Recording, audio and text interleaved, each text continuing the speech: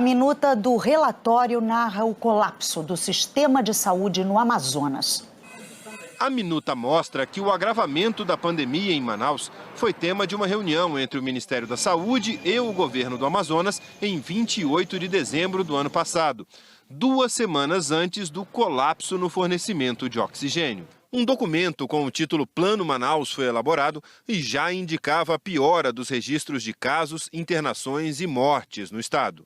Apesar dos números, o Ministério só enviou uma equipe para Manaus no dia 3 de janeiro. A essa altura, o número de internações já tinha dobrado de novo.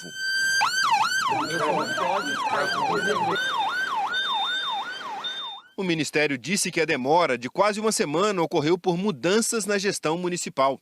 Decidiu-se por realizar a viagem apenas após o Ano Novo, em virtude do início do mandato de gestores municipais e de possíveis trocas de secretariado. Para a CPI, essa justificativa não é válida, já que hospitais que precisavam de reforço estavam também sob a administração do próprio governo federal.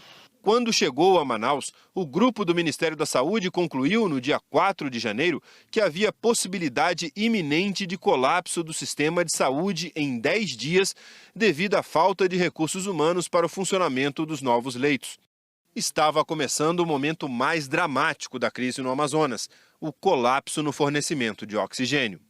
O então secretário de Saúde estadual, Marcelo Campelo, disse que telefonou no dia 7 de janeiro para o então ministro da Saúde, Eduardo Pazuello, para relatar o problema. A CPI, Pazuello negou. Disse que teve conhecimento do risco de desabastecimento de oxigênio apenas 3 dias depois. Quando e em que momento Vossa Excelência foi informado do risco de desabastecimento de oxigênio em Manaus? No dia 10 à noite. A declaração de Pazuello foi desmentida pela secretária do Ministério da Saúde, Mayra Pinheiro. Eu estive em Manaus até o dia 5, eu voltei, o ministro teve conhecimento do desabastecimento de oxigênio em Manaus, creio que no dia 8. No começo deste ano, ápice da crise, pessoas se aglomeravam desesperadas em busca de oxigênio para encher cilindros. E as câmaras frigoríficas voltaram aos hospitais por causa do acúmulo de mortos. Segundo a Defensoria Pública, entre os dias 15 e 19 de janeiro, ao menos 30 pessoas teriam morrido por falta de oxigênio ou vagas. A investigação também deixou claro que o grupo do Ministério da Saúde, que foi a Manaus no auge da crise de oxigênio, tinha uma outra preocupação: se a rede pública de saúde estava usando os medicamentos comprovadamente ineficazes sugeridos pelo governo federal.